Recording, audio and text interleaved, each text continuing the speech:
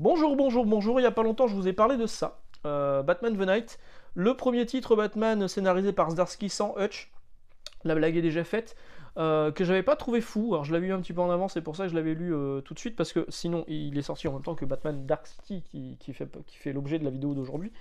D'ailleurs c'est rigolo parce que Batman Dark City, j'en avais pris plus que Batman The Night en me disant ça va se vendre beaucoup plus que Batman The Night. Et en fait, je me rends compte que mes clients en magasin prennent les deux en même temps. Ce qui fait que là, ça j'en ai encore, et l'autre, je commence à être à poil. Donc j'en ai repassé d'urgence. Donc, ça c'est le parcours initiatique de Bruce Wayne en prenant pour exemple des sensei, des maîtres, des voleurs. Euh, Tout ça pour le mener vers ce qu'il sera par la suite, à savoir Batman est quelqu'un qui est très intelligent et aussi physiquement plutôt costaud. Moi j'étais plutôt déçu par le récit parce que j'avais une grosse impression déjà lu, je vous ai fait une vidéo dédiée là-dessus. Par contre ça, c'est très très bien, achetez-le, voilà, à jeudi. Je vous fais la blague aussi souvent. Ça c'est vachement bien, ça moi je me suis régalé. Donc c'est la nouvelle série Batman Dark City, donc c'est une nouvelle série qui est numéro 1 en version française, mais aux États-Unis c'est pas du tout une relance au numéro 1, c'est bien une suite. Ce sont les épisodes 125 à 130 de Batman, tous scénarisés par Zdarsky, tous dessinés par Jorge Jiménez. Jorge Jiménez qui est vraiment bon, hein, les épisodes sont vraiment cool. Jorge Jiménez, le camarade des rubriques de G l'a dit il y a pas longtemps, il est extrêmement énervant parce que le mec est talentueux, il est beau. Il montre des photos en fait de quand il pose en fait avec une cape et tout pour prendre la pose pour en référence pour dessiner Superman. Et il a la carrure. Voilà, beau gosse, mais alors même s'il est extrêmement bon là-dedans, moi je l'avais trouvé meilleur là-dedans, dans Justice League. Alors c'est pas le même encreur, je pense que c'est ça qui joue. Là on avait son encreur, c'était Alejandro Sanchez. Alessandro Sanchez. Moi, je trouvais que sa Justice League là, elle était vraiment top. Son Superman était très très bon. Et là, je sais pas, il y a un truc. Alors, c'est plus sombre au niveau du trait, hein, c'est sûr. C'est normal, c'est pas du tout la Justice League ni Superman. Là, son encreur, c'est Tomeu Moret, qui pourtant, habituellement, quand je l'ai vu dans d'autres titres, je le trouvais très très bon. Et c'est très très bon, hein. Mais je trouve ça un peu en dessous de son Justice League pour Jiménez. Voilà, ça lui fait un petit défaut. Il devient de moins en moins bon. Il se repose sur ses acquis. Heureusement, c'est pas le cas de Zdarsky, parce que Zdarsky, donc il nous a fait un truc middle avec The Night, mais alors là, par contre, c'est top. Le premier épisode est introductif. Il se passe un truc qui va mettre Batman sous les projecteurs de la police, qui va déclencher quelque chose.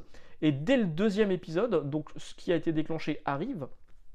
Euh, et ça va à 100 à l'heure. Ça va à 100 à l'heure. Les 4 épisodes suivants, je crois qu'il y a 5 épisodes, donc je sais plus. Les épisodes suivants donc, vont à 100 à l'heure, ça va super vite. On tourne, on arrive à la dernière page. On n'a qu'une envie, c'est de lire le tome 2, donc vivement le tome 2. Vraiment, je me suis régalé. Il y a des dialogues qui sont vraiment en plus hyper bien ciselés. Alors il y a quand même des références, même si c'est un numéro 1, à ce qui s'est passé avant, le décès d'Alfred, le fait que Batman n'ait plus de pognon. On fait aussi référence à The Dark Book, je sais plus le titre, un truc de Grant Morrison, donc il y a une référence là-dessus par rapport à une personnalité de Batman qui est utilisée là-dedans. Je vais pas vous spoiler là-dessus. Euh, on fait aussi référence à la Justice League, la Tour de Babel. La Tour de Babel, c'était scénarisé, si je ne dis pas de bêtises, par Mark Waid et dessiné par Howard Porter. Porter. Harry Potter, Howard Porter. Voilà. Moyen mnémotechnique pour les vieux. Alors, donc c'était scénarisé par Mark Waid. C'était enfin c'est pas ici, c'est Batman qui avait imaginé si jamais la Justice League partait en couille, était possédée par Brainiac.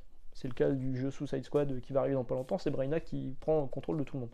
Donc si la Justice League devenait méchante, il fallait des solutions pour s'en débarrasser. Donc lui, il avait imaginé un plan pour chaque membre de la Justice League historique, hein, donc Superman, Wonder Woman, Green Lantern, machin, tout ça.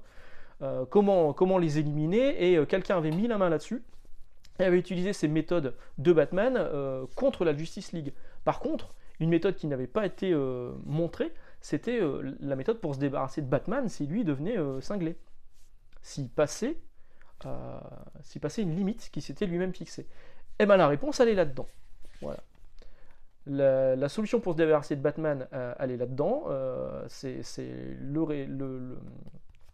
Le récit principal, c'est ça en fait. Et c'est vraiment une bonne idée, c'est vraiment bien trouvé. En plus de ça, Zdarsky, les dialogues sont hyper cool. Il y a quand même des moments où il est avec Robin, on le voit sur la couverture. C'est Robin, c'est Tim Drake. Donc c'est le Robin Tim Drake, c'est pas son fils. C'est pas évidemment. Qu'est-ce que j'allais dire, Nightwing, voilà, c'est Tim Drake. Et Tim lui sort. Enfin, ils ont un dialogue entre deux et Tim lui sort, mais je te rappelle que je porte pas ton symbole. Ça c'est cool. C'est paf dans les dents Batman. On apprend que Bruce ne rêve jamais en fait, sauf s'il le souhaite. Sauf qu'au début de l'album, en fait, il rêve et c'est ça qui le choque. Il nous sort des dialogues alors, tous les riches sont en danger, parce que quelqu'un s'en prend aux riches de Gotham, mais il y a un grand gala qui est organisé par des riches pour des riches. Et donc Robin lui dit mais attends, ils vont pas y aller, ils sont tous en danger là. Et Batman lui dit bah c'est un peu le problème de Gotham, c'est que Gotham souhaite mourir. Et j'ai trouvé ça bien trouvé au niveau de la formule.